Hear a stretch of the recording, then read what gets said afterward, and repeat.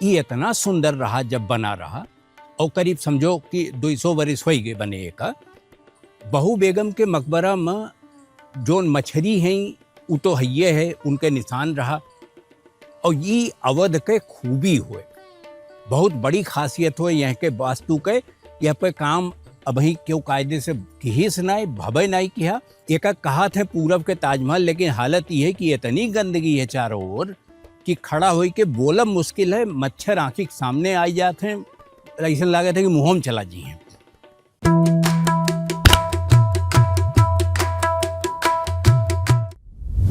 तो आज हम हई अयोध्या में बहू बेगम के मकबरा पे। और बहू बेगम के मकबरा कही जाते है काहे कि उन्हें उनके असली नाव से क्यों जनबे नहीं करत। उनके असली नाव रहा उमातु जोहरा। और उमातु जोहरा कह दियो तो क्यों यहाँ पहुँचौबे न करे। मनई खाली मकबरा जानत है और बहुत जे जानत है ते बहू बेगम के मकबरा समझत है का। इससे ज़्यादा होकर कुछ पहचान है ना है। ये इतना सुंदर रहा जब बना रहा। और करीब समझो कि 200 वर्ष हो गए बने का। कि इतना सुंदर एका कहा जात रहा कि ये पूरब के ताजमहल हुए। योन संगमरमर से ना बना है, लेकिन पूरब के ताजमहल ओका कही जात रहा। और ये चाहे कि वह समय तक जोन शुजाउद्दौला के लड़का रहे आसिफुद्दौला, वह राजधानी लेके चला गए। और बहू बेगम जोन है उन्हीं के मेहरारू रहीं शुजाउद्दौला के। तो जब वो लखनऊ चला गए तो यह लौट के आइबे नहीं किए। ये जोन मकबरवा बना ये दाराब एक जने रहे वो नहीं बनवाइन, वो नहीं देख रेख में ही बना। अब एक 2-3 खास सिफत है। एक कहा थे पूरब के ताजमहल, लेकिन हालत ये है कि इतनी गंदगी है चारों ओर कि खड़ा होई के बोलब मुश्किल है। मच्छर आंखी के सामने आई जाते हैं, ऐसा लगे थे कि मुँह में चला जी हैं। अब इतना बढ़िया एक उदाहरण माना जाता है कि अगर देखे खोए कि अवध के जोन वास्तुशिल्प है, जोन वास्तुकला है, वो काव होए तो दुइये जगह होकर दिखाई पड़त है। एक तो बहू बेगम के मकबरा और दूसर गुलाब बाड़ी। बहू बेगम के मकबरा में जोन मछरी हैं वो तो हइये है, उनके निशान रहा। जोन बाकी जोन चिन्ह हैं अवध के वो कुल एहमा मिलत हैं। और जोन बौद्ध संस्कृति में एक ठू चला आवत है उल्टा कमल बनावे के। तो उल्टा कमलो यहमा बना है।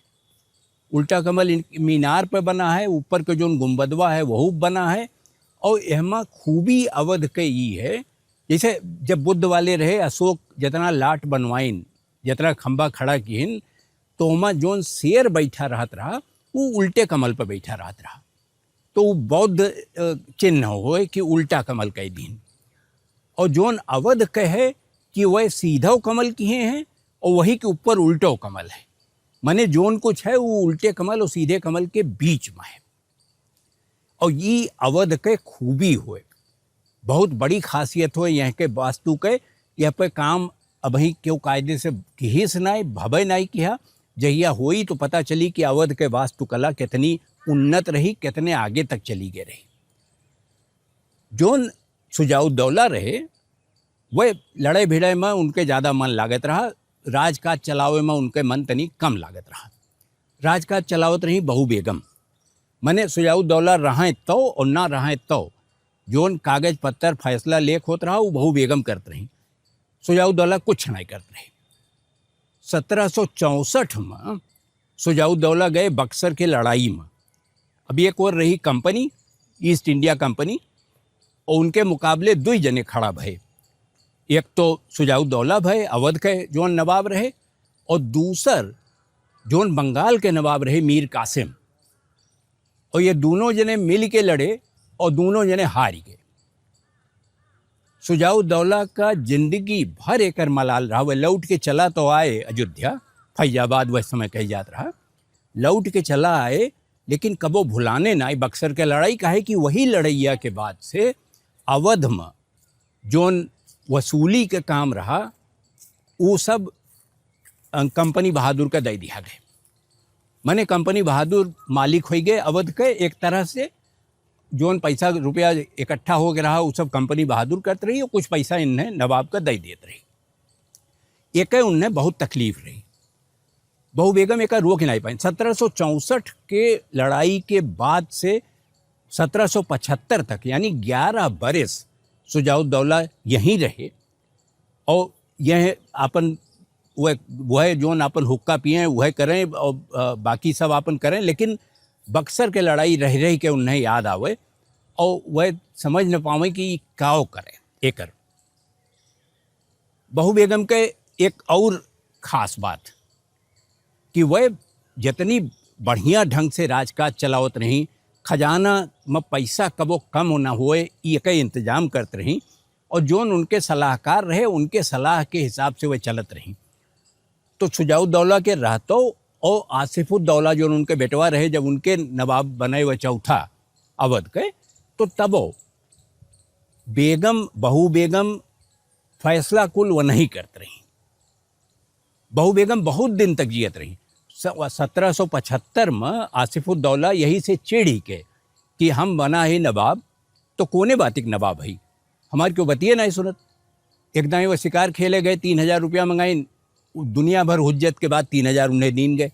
फिर अगली बार कहूँ गए 5000 मंगाई, वो 5000 दे में मुश्किल आवत रही। और जब ये दराब मकबरा बनाओ एक तय की हिन तो एक बजट 3 लाख रुपया वह जमाना में रखा गया।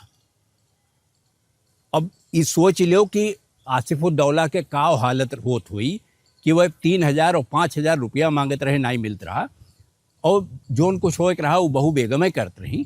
तो आसिफुद्दौला कैसे रहते हैं, वो हुई हैं बहुत बड़ी काबिल जोन प्रशासन चलावे के, राजकाज चलावे के, लेकिन माई की तरह उनके जोन भूमिका रही वो बहुत अच्छी नहीं कही जा सकत। बहू बेगम के मकबरा में बोर्ड छोट छोट कई जगह लाग मिली कि फूल पत्ती न तूरो। अरे जब फूल पत्ती होए तब तो मैं नहीं तूरे, लेकिन फूल पत्ती न तूरे हिदायत के साथ ये है कि यह मोर बहुत हैं और कई और दूसर मेर के जीव जंतु यह दिखाए पड़त हैं। जैसे ये एक चिड़ई है जो लागत है कि शुतुरमुर्ग के छोट कोनो रूप होए, शुतुरमुर्ग तो न होए लेकिन कौन चिड़िया होए ये देखे पड़ी। यस बहुत पक्षी हियाँ दिखाए पड़त हैं और वो बहुत अच्छा लागत है, काहे कि जब आओ वह आसे पास घूमत मिलत है। असल में जो लखनऊ राजधानी गए अवध के अयोध्या से उठ के, तो कई एक बड़ा कारण बहू बेगमें रही। काहे कि अगर माई बेटवा में झगड़ा न भय होत तो राजधानी ये रह गए होत और तो तब एक रुतबा देखे लायक होत, तब एक देखा आवे मई चला आवत कि का होत हो फैजाबाद, का होत है अयोध्या। लेकिन वो माई के जोन भूमिका रही वह खराब कई दी सब खेल। और यह हमारे ये समझ लो कि बाकी चाहे जोन हुए घर में अगर मनई सुलह से न रही, कायदे से न रही और जोन अगली पीढ़ी आवत बा ओके बात न सुनी, तो नतीजा वह हुई जोन बहू बेगम के साथे भाई। काहे कि यहाँ से उखड़ के सब लखनऊ चला गए, सब जितना उनके काम करे वाले ले वह चला गए लखनऊ। तो बहू बेगम अब फैसला करबो करती तो काव करती, और जोन टैक्स वसूली के इंतजाम रहा वो कंपनी बहादुर पहलवें ले लिए रहा, तो अवध में कुछ बचबे नहीं दिया। बहू बेगम का मकबरा यहू मारे याद करे चाहिए कि कैसे अवध के नवाबन के उनके राइज भय वह ऊपर उठे और कैसे उनके गिरे के शुरुआत भय। ये वह कहानी यही मकबरवास कही जात है भले कि पूरब के ताजमहल होए, लेकिन अगर घूम के यार वर देखो तो इतना झाड़, इतनी झंखाड़, ऐसन गंदगी कि यहाँ खड़ा होए के हिम्मत न करे, मने न करे केहू कहीं आवे के। जे मने जाए ताजमहल फोटो खिंचावत है तो यहीं आवत, लेकिन कैसे आवे, यहाँ कुछ है ये नहीं।